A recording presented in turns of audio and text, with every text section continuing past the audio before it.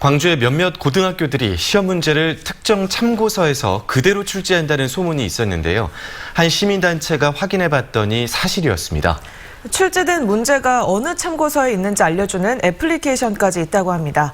오늘은 학벌 없는 사회를 위한 시민 모임 박고영준 활동가와 좀 더 자세한 이야기 나눠보겠습니다. 안녕하십니까? 네, 시민단체 측에서 이제 몇몇 학교에 수학 시험지를 조사하셨다고요. 어떤 식으로 조사를 하신 겁니까?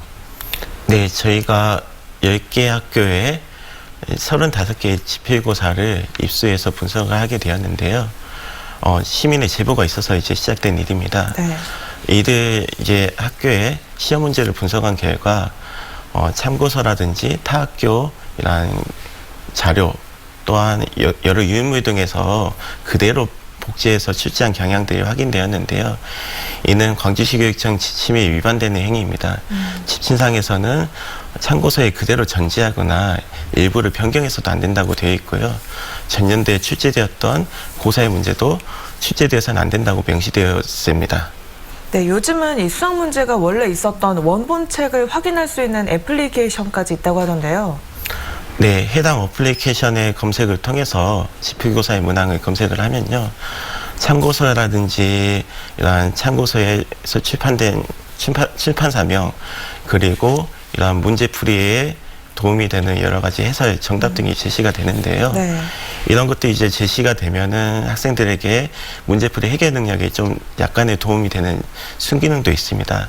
하지만은 이런 것들이 반면에는 시험자의 출제에 대한 유형이라든지 여러 가지 이제 특정 범위에서 나온다는 것들을 학생들이 인지하게 되기 때문에 수학 교과의 경우 특히 암기 위주로 굴러갈 수 있는 가능성이 높습니다. 네, 사실 학생들이 워낙 많은 문제를 풀고 있다 보니까요. 선생님들도 안 풀어본 새로운 문제를 만드는 그 고충이 클 것 같긴 해요. 그렇죠? 네, 요즘에 이제 변별력을 많이 요구되고 있지 않습니까? 네. 수능을 정점으로 이러한 내신에서도 지필고사를 행하고 있다 보니까 난이도가 높아지고 있고요.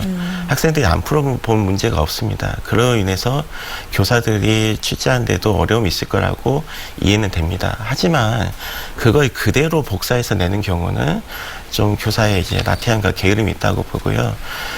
이 역시 이러한 관리 감독이 못하고 있는 교육청에도 책임이 있다고 보여집니다. 네, 수학 문제를 참고서에서 그대로 내는 이런 실태가 우리 교육 현장에 어떤 영향 준다고 보십니까? 네, 결국에는 이러한 부분들이 수학 교과의 암기화를 통해서 입시를 보다 더 강화하는 측면이 있고요. 또한 이러한 특정 문제집을 본인만 독점하게 되는 공정성에도 해치게 됩니다. 이로 인해서 이러한 사교육 시장이 보다 더 활성화될 수 있고요.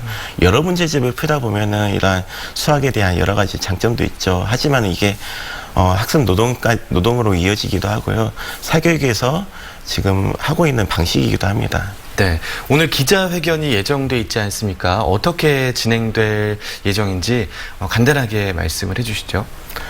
네, 이러한 시험에 대한 공정성 부분에 있어서 해치는 행위가 결국에는 앞서 말했듯이 학업성적 관리 지침에 위배된다라고 보고요. 이에 대한 시정을 요구하기 위한 감사 청구를 할 예정입니다.